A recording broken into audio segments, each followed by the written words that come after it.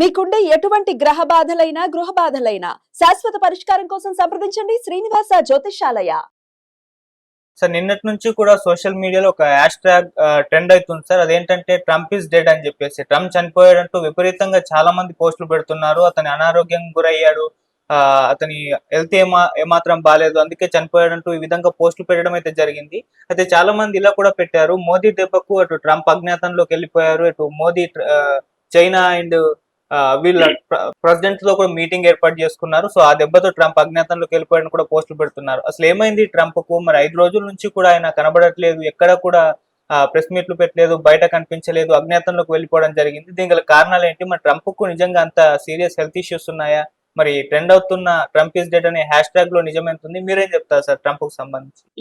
August 29-30 తేదీల మధ్యన విపరీతంగా 2 రకాల హ్యాష్ ట్యాగులు వైరల్ అయినాయి. ఒకటేమో వేర్ ఈజ్ ట్రంప్ అని, ట్రంప్ ఎక్కడ అనేది ఒకటి, ట్రంప్ ఈజ్ డెడ్ అని ఇంకొకటి. ఈ 2 హ్యాష్ ట్యాగులు, ముఖ్యంగా ట్రంప్ ఈజ్ డెడ్ అనే హ్యాష్ ట్యాగ్ అయితే కొన్ని లక్షల మంది దాన్ని ఫార్వర్డ్ చేశారు. సో అది విపరీతంగా వైరల్ అయింది. సో దీనికి కారణాలు ప్రధానంగా 2 కారణాలు మనకు కనబడతాయి. ఒకటి, ఆగస్టు 26 తేదీ కేబినెట్ మీటింగ్ తర్వాత ఫస్ట్ టైం ట్రంప్ కనబడ్డాడు. ఆ తర్వాత ఇప్పటి వరకు అంటే 27, 28, 29, 30, 31 5 రోజులుగా ట్రంప్ ఎక్కడా కనబడలేదు. వీడియోలు కానీ ఏమీ లేదు. నిన్న మాత్రం ట్రంప్ గోల్ఫ్ ఆడాడు అని చెప్పి ఒక ఫోటో పెట్టారు. ఆ ఫోటో నిజమా పాతదా ఏమీ తెలియదు. ఎందుకంటే ఆయన మీడియాతో మాట్లాడకుండా ఉండలేడు. ఏదో పోస్టులన్నా వేస్తుంటాడు, పోస్ట్ వేయట్లేదు, మీడియాతో మాట్లాడలేదు. సో ఈ ఫోటో ఎవరు కూడా నమ్మట్లేదు అనమాట. అంటే 5 రోజుల నుంచి ఆయన కనిపించట్లేదు అనేది ఆశ్చర్యం అనమాట. సో పోటస్ అంటారు వాళ్ళని, అమెరికన్ ప్రెసిడెంట్ ని పోటస్ అంటే president of the United states అనమాట. పోటస్ అని పిలుస్తుంటారు, కోడ్ నేమ్ లాగా. సో వేర్ ఈజ్ పోటస్ అనేది కూడా చెప్తున్నారు అనమాట. దీనికి నెంబర్ 1 కారణం అయితే 26వ తేదీ నుంచి ఇప్పటి వరకు ఆయన బయట ఎక్కడ ఏ ప్రోగ్రాములకి రాలేదు. ఇది అసాధారణం. ఒక అమెరికన్ ప్రెసిడెంట్ ఎటువంటి ప్రోగ్రాములకి అపేర్ కాకుండా ఇన్ని రోజులు ఉండడం అనేది చరిత్రలో ఎప్పుడూ లేదనమాట. అది విచిత్రం.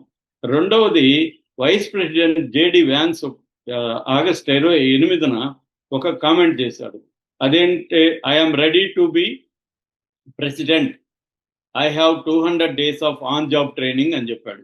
అంటే నేను ప్రెసిడెంట్గా అవడానికి రెడీగా ఉన్నాను, నాకు 200 రోజులు ఆల్రెడీ ఆన్ జాబ్ ట్రైనింగ్ కూడా వచ్చింది, కాబట్టి నేను ప్రెసిడెంట్ అవ్వడానికి రెడీగా ఉన్నాను అని చెప్పాడు.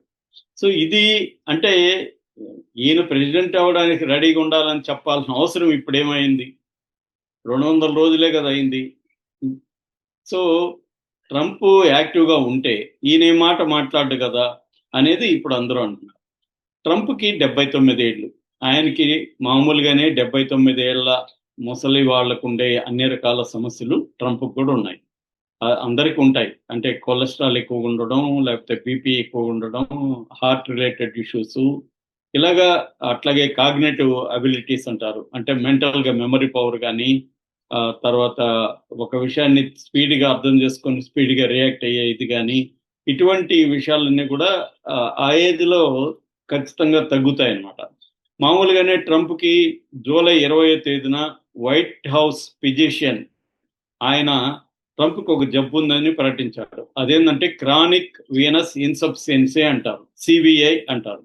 ఈ సివిఐ అంటే అర్థమైందంటే కాల్లో ఉండే వెయిన్స్ ఏవైతే ఉంటాయో అవి బ్లడ్ని వెనక్కి హార్ట్కి పంప్ చేయాలన్నమాట. అవి పంప్ చేయడంలో ఫెయిల్ అవుతుంది, సఫిషియెంట్గా పంప్ చేయనప్పుడు ఏమవుతుందంటే ఆ వెయిన్స్ అన్ని వాచిపోతాయి, పెయిన్ వస్తుంది, బ్లడ్ క్లాట్ జరుగుతుంది.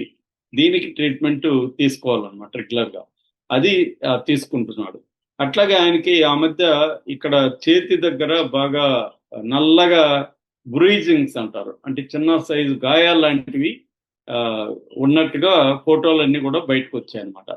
వాటికి మళ్ళీ వైట్ హౌస్ వాళ్ళు ఏం చెప్పారంటే ఆయన ఎక్కువగా షేక్ హ్యాండ్ ఇస్తూ ఉంటాడు కాబట్టి అది గాయమైందని, ఆయన కొన్ని రకాల ఆస్పిరిన్ లాంటి టాబ్లెట్స్ తింటున్నాడు కాబట్టి సైడ్ ఎఫెక్ట్గా వచ్చిందని కూడా కవర్ చేసుకోవడానికి ట్రై చేశారు, కానీ అది ఎవరు నమ్మట్లేదు. అట్లాగే ఆయనకు ఆ, ఆ, ఒక కాగ్నేటివ్ టెస్ట్ కూడా 2018లో చేసుకున్నాడు.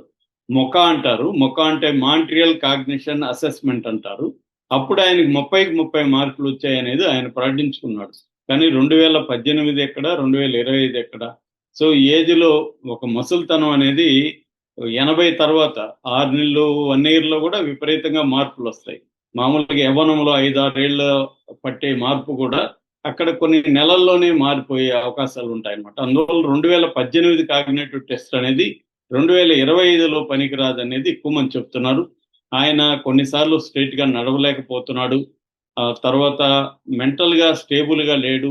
చాలా విషయాలను చెప్పిందే చెప్తున్నాడు. రోజుకొక మార్చేస్తా ఉన్నాడు. కాబట్టి ఆయనకి డిమెన్షియా వచ్చింది. అంటే మతిమరుపు అనుకోవచ్చు మనం. మతిమరుపు జబ్బు వచ్చింది. వాళ్ళ ఫ్యామిలీలోనే ఉంది అది అనేది కూడా అంటున్నారు. అట్లాగే ఆయన ఆగస్టు 25లో చనిపోతాడని సింప్సన్స్ అనే ఒక ప్రెడిక్టర్ చెప్పారని, చెస్ట్ ఇల్నెస్ వల్ల చనిపోతారని చెప్పారనేది కూడా వైరల్ అవుతుంది. ఏదేమైనా ఆయనకి చర్మ వ్యాధులు ఉన్నాయి. తర్వాత హైపర్ కొలెస్ట్రాలేమియా అనే ఒక జబ్బు ఉంది. రొసేసియా అనే ఒక చర్మ వ్యాధి ఉంది. ఆల్రెడీ నేను చెప్పిన ఇవి ఉన్నాయి. సో ఇంకొన్ని కూడా దాచిపెట్టే అవకాశం ఉంది. ఎందుకంటే ప్రెసిడెంట్ల స్థాయి వాళ్ళకు ఉన్న హెల్త్ దీన్ని అందరూ కూడా బయటికి చెప్పరు అనమాట. ఏ దేశంలో కూడా కంప్లీట్గా చెప్పరు. ఇక్కడ కూడా అదే జరుగుతుంది.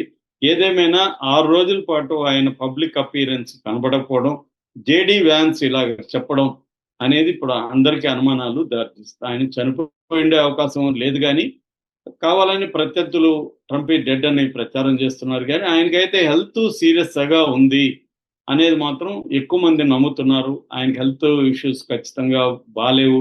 ఇటు ఫిజికల్ హెల్త్ బాలేదు, అటు మెంటల్ హెల్త్ కూడా ఆయనకి బాలేదు అనేది అయితే ఇప్పుడు విస్తృతంగా చర్చకైతే వచ్చింది.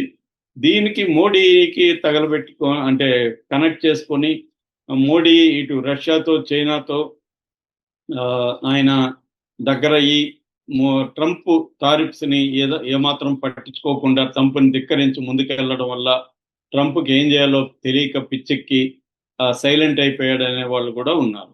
ఖచ్చితంగా అది కూడా ఎఫెక్ట్ అవుతుంది. ఎందుకంటే ట్రంప్ అనుకున్నట్టుగా ఇవాళ ఏకధ్రువ ప్రపంచం అనేది లేదు. మల్టీ అంటే యూనిపోలార్ వరల్డ్ ఆర్డర్ అనేది లేదు. ఒకప్పుడు బైపోలార్ ఉండేది. అంటే ఇద్దరే ఉండేవాళ్ళు. ఇటు Soviet Union bloc, American bloc ఉండేవి. ఇవాళ అది లేకుండా అమెరికా ఒక ఏకఛత్రాధిపత్యంగా ఉండేది. ఇవాళ ఏంటంటే బహుముఖాలు అయిపోయింది అనమాట. మల్టీపోలార్ వరల్డ్ వచ్చేసింది. కాబట్టి ఇప్పుడు కూడా నా ఇష్టం ప్రకారం అన్ని జరగాలి, లేకపోతే నేను మీ అంతు చూస్తానంటే ఎవడు కూడా క్యాచ్ చేసే పరిస్థితి ఇవాళ లేదు. సో అది మర్చిపోయి ట్రంప్ విపరీతంగా బిహేవ్ చేయడం వల్ల ఇప్పుడు రష్యా నిజానికి చైనాకి ఇండియాకి మంచి సంబంధాలు లేవు. అయినా కూడా చైనా ఇండియా ఒకటే దగ్గర అవ్వడం, రష్యా కూడా కలవడం, సో వీళ్ళ ముగ్గురు కలవడం అనేది కలవడం కావచ్చు. బ్రిక్స్ దేశాలు ఒక 10 దేశాలు కూడా మోడీకి ట్రంప్కి యాంటీగా ధైర్యంగా రంగంలోకి దిగడం, బ్రెజిల్ లాంటి దేశాలు కూడా. దీనివల్ల ఖచ్చితంగా ట్రంప్కి తను అనుకున్నట్టు జరగట్లేదన్న ఒక పెయిన్ కావచ్చు, లేకపోతే ఫ్రస్ట్రేషన్ కావచ్చు ఖచ్చితంగా ఉంటుంది. ఎందుకంటే అమెరికాలో కూడా ఇంటర్నల్ గా కూడా పరిస్థితులు బాలేవు. అక్కడ కూడా ఆర్థిక వ్యవస్థ గందరగోళంలో ఉంది. ఈ టారిఫ్స్ పెంచడం వల్ల అక్కడ వినియోగదారుల మీద తీవ్రమైన భారం పడతా ఉంది. సో వీటన్నిటి రీత్యా ట్రంప్ ఖచ్చితంగా అనారోగ్యానికి, ఎందుకంటే మెంటలీ యాక్టివ్గా లేనప్పుడు దాని ఎఫెక్ట్ యాంగ్జైటీ కావచ్చు, టెన్షన్ కావచ్చు, దాని ఎఫెక్ట్ ఖచ్చితంగా హెల్త్ మీద పడుతుంది. ముఖ్యంగా 79 ఏళ్ల వయసు ఉన్న వ్యక్తికి ఏ చిన్న ఇష్యూ వచ్చినా అది పెద్ద స్థాయిలోనే ప్రభావం చూపిస్తుంది. కాబట్టి మోస్ట్లీ ఆయన హాస్పిటల్లో జాయిన్ అయ్యి ఉండే అవకాశం ఉన్నట్టుగానే ఎక్కువ మంది అనలిస్టులు చెబుతున్నారు. దీనికి one of the reasons Modi కూడా అని మనం చెప్పచ్చు. ఎందుకంటే మోడీ యాక్టివ్గా ఇటు అమెరికా, మన చైనా అండ్ రష్యాతో కలవడం, అనేక చర్చలు జరపడం, అట్లాగే గ్లోబల్ సౌత్ దేశాలతో ట్రేడ్ని ఒప్పందాలను కుదుర్చుకోవడం, ఇవన్నీ చేయడం అనేది ఖచ్చితంగా అతను అనుకోని ఉండొచ్చు. మోడీ నా కాళ్ళ బేరానికి వస్తాడని చెప్పాడు కూడా. మోడీని బెదిరించడం వల్లే పాకిస్తాన్ వారు ఆగిందనేది కూడా ఆయన చెప్పాడు. కానీ ఇప్పుడు అది జరగట్లేదు కాబట్టి ట్రంప్ అనారోగ్యానికి గురైండే అవకాశాలు అయితే ఎక్కువ ఉన్నాయి. Okay sir, thank you so much sir.